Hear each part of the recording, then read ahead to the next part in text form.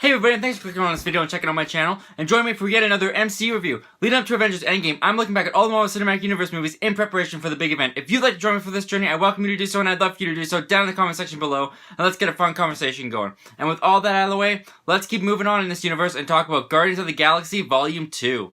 Once again written and directed by James Gunn. Now doing odd jobs for the galaxy and learning to work together as a team, Guardians of the Galaxy Volume 2 catches us up with the Guardians of the Galaxy. When the being of Ego, the living planet, played by Kurt Russell, shows up, professing to be StarLord's dad, he takes him along with Drax and Gamora to his planet to show Peter who he truly is. However, it appears Ego has more devious intentions, and it'll take the whole Guardians gang to stop him. So I love the first Guardians of the Galaxy movie, and watching this movie back again, the narrative in this movie is not as strong as the first one. There's essentially two storylines going on in this Guardians of the Galaxy Volume 2 movie. You have the storyline with Peter and his dad, along with Drax and Gamora on Ego's planet, as StarLord Peter Quill is starting to get to know Kurt Russell's Ego, the living planet character, because he's his father, and you kind of see them bond a little bit. But on the flip side of that, you also have the other storyline with the Ravengers, and that includes Yondu, Rocket, and Groot. And surprisingly, that's the one that I get more invested in this movie. Because the story with StarLord and his dad on Ego's planet, nothing really happens from that storyline in this movie. There's some really stylized exposition of where Ego came from, and you get to learn about him and where he came from and his motivations and why he abandoned StarLord and everything that went down with that. And there's also some nice moments between StarLord and Ego, because Ego has powers and he's kind of passed it on to StarLord. So he's showing StarLord how to use these powers, and he turns it into a ball, and he uses this ball to start playing catch. Because earlier on in the movie, StarLord told Gamora a story about how he just wished he could play catch with his dad like all the other kids. And there's some really nice moments, but we never really get to see StarLord and Ego bond. We never get to see them build a relationship or grow in their relationship. At least not very much of it. There's maybe a few scenes of it, but not very much. And so for the most part, I just feel like these characters are just sitting around Ego's planet, waiting for the climax to hit so that they can have the epic CGI battle at the end. That's really what that storyline feels like to me. It doesn't really feel like there's anything there to tell, or there is something there, but they don't really tell it. They don't really explore that area. And so they just kind of sit around the planet, waiting for the end of the movie. And the other half of the film really focuses on Rocket, Groot, and Yondu as they deal with the Ravengers, because there's been a mutiny, and Yondu's been overtaken as the captain. And we get to learn more about these characters, especially Yondu and Rocket, why they're the way they are and why they act the way they are. And the way that Yondu and Rocket find similarities in each other, and they kind of develop a friendship and bond off of that. I'm much more invested in that than I am StarLord and Ego's relationship, because I just don't feel like that has been explored enough. And Michael Rooker as Yondu really gets to shine in this movie. You don't really get much of Yondu in the first Guardians of the Galaxy film. There's a little bit of him, enough that I liked him, but in this movie, I really like Yondu. Yondu's character gets full justice and full service in the story. You really get to learn about this character. You find that it's not black and white. He's not a bad guy to Quill. He kind of has a gray area in there where he cared about Quill. And there's also the storyline that makes you root for Yondu, because he's been kind of abandoned and outcasted and exiled by his Ravengers group. And I really feel for the guy when he's kicked out of this group, because it's all he has and he wants to be accepted into it. And because of all the screen time and service done to the character, at the end of this movie, I really like the character of Yondu more than I do in the first film. And this movie actually looks inside and looks deeper into the characters than the first movie does for a lot of these characters. I mean, you get that with Gamora and Nebula. You find out about their sister relationship, how it was in the past with Thanos, and what Thanos has done to Nebula, how each time that they fought, Gamora would never let Nebula win, and each time Nebula would lose a fight, Thanos would take a part of her and replace her with robotics piece by piece, and it just kept happening. Gamora would always win, and she'd never let Nebula get the upper hand. And they really dive into the resentment and hurt that Nebula feels from this, from Gamora, because of the torment that she went through and the way that her sister just never helped her out. And of course, we dive in a little bit more to StarLord's character and his background and where he came from with the Ego and StarLord relationship going on. And we learn more about StarLord through Ego.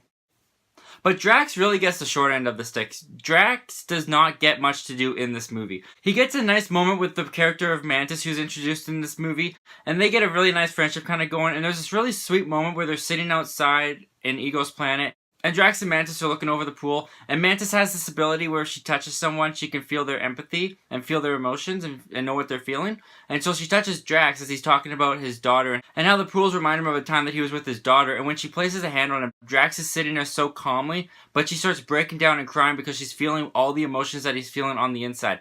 That's really kind of deep, and I like that kind of stuff with Drax, but they don't do any of that with the rest of the movie with Drax. Drax has officially become the dumb character by the end of this movie. And it's not just that he doesn't understand metaphors or figures of speech, he's just plain dumb in this movie. Not to say that he's not funny. Drax is the funniest character in this movie to me. He's really funny. He makes me laugh. Mostly because he's always laughing at himself and he's laughing at his own jokes. And that's contagious and makes me laugh. And Dave Bautista as this character is just so good and likable. But he is a little bit of a different character than he was in the first film. And there's a lot of characters in this movie. I understand that they can't look into all of them and go deep with all of them. But Drax is my favorite character from the first movie. And he does have a lot of heartache and baggage that he's carrying. And I would have liked to have seen a deeper look into this character and get a little bit more serious with him.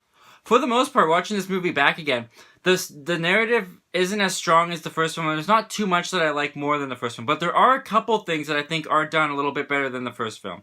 First of all, I think this movie looks much better than the first film. I feel like it's much more colorful, it looks beautiful, and I actually think the cinematography is a little bit better too. Especially on Ego's planet, that place is so colorful and well rendered. I'm sure it's nothing but green screen, but it looks so good, it looks so real. I never think that they're on just a soundstage in front of a green screen.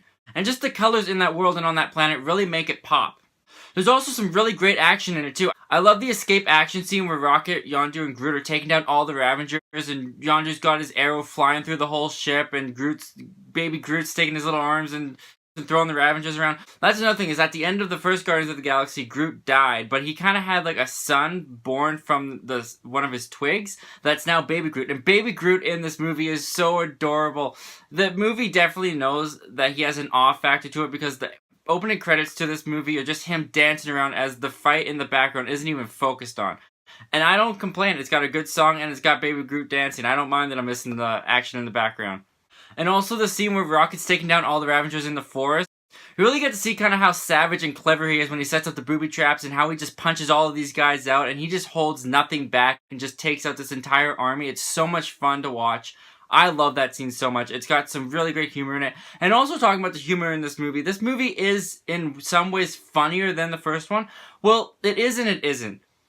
There's way more jokes in this movie than the first one. Like almost every minute or so, there seems to be another joke. And a lot of the jokes land, but not all of them do land. And I feel like in the first Guardians of the Galaxy movie, most of the jokes in that movie really landed. There's only really a few that did not land with me. In this movie, there's a lot that land, but there's also a lot to me that doesn't land. Like the bit with Taserface, I don't really find that bit funny. And they do it like 3 times. The movie thinks that this bit is really funny. I don't find it that funny. I understand the mockery of the character, but the name that they're mocking just doesn't come across to me as that funny. But that's just my sense of humor. Some people might find it hilarious. I can only speak from my opinion, and that's just how the humor in this movie kind of went for me. For every joke that worked, it felt like there were 2 that didn't, or there were 2 that they were repeating, trying to get you to laugh at it multiple times, but the first time didn't land, so when they do it again, those ones don't land either. But in the end, Guardians of the Galaxy Volume 2 is a good movie. It's just not quite as good as the first one. I find a lot of fun with it. I still love these characters, and I love spending time with these characters, and getting to know these characters a little bit more with a lot of fun too. Where the movie really falters for me is we were kind of promised by the end of the first movie that Peter and his dad was kind of going to be a big thing, a big mystery. And the way that they reveal it is kind of quick, kind of like anticlimactic in a way too. It's like, oh, he's the dad? Okay. And then they don't really do much with that. I mean, spoiler alert if you haven't seen Guardians of the Galaxy Volume 2, but Kurt Russell as Ego is actually the villain in the movie. But it's kind of obvious that he's the villain in the movie from the minute that he enters the screen. There really isn't any other characters that could be the villain, except for the Sovereign. The Sovereign could have been the villains, but the Sovereign really just a device to get the initial incident going. I don't know, just even in the theaters, I could see that Ego was going to be the villain from a mile away. And really, I think the only reason that Ego is really that memorable of a villain is because Kurt Russell played him, and Kurt Russell brings such life to him and such charisma. And really, there's just nothing to get me invested into the character of Ego besides the fact that he's played by Kurt Russell, and he's played by Kurt Russell well. But I still say Guardians of the Galaxy Volume 2 is a fun ride to go on with the Guardians crew, and is a ride worth taking in the MCU. Well guys, that's all I have to say about Guardians of the Galaxy Volume 2 today, but what do you think about Guardians of the Galaxy Volume 2? Do you even like it better than the first one? Comment down below, let me know all your thoughts and opinions about Guardians of the Galaxy Volume 2, and let's get a fun conversation going. Endgame is less than a week away. I've got some catching up to do. If you'd like to join me for this journey, I'd welcome you to do so, and I'd love for you to do so, and if you have been on this journey thus far with me, thank you so much. We are almost at the end of our journey, but there's still a couple more MCU movies to come, so I'm going to be back soon talking more MCU movies, and I'd love for you to come back and talk about them with me. Guys, once again, my name's Zachary Milne. Thank you for talking movies with me, and I hope you have yourself a great day.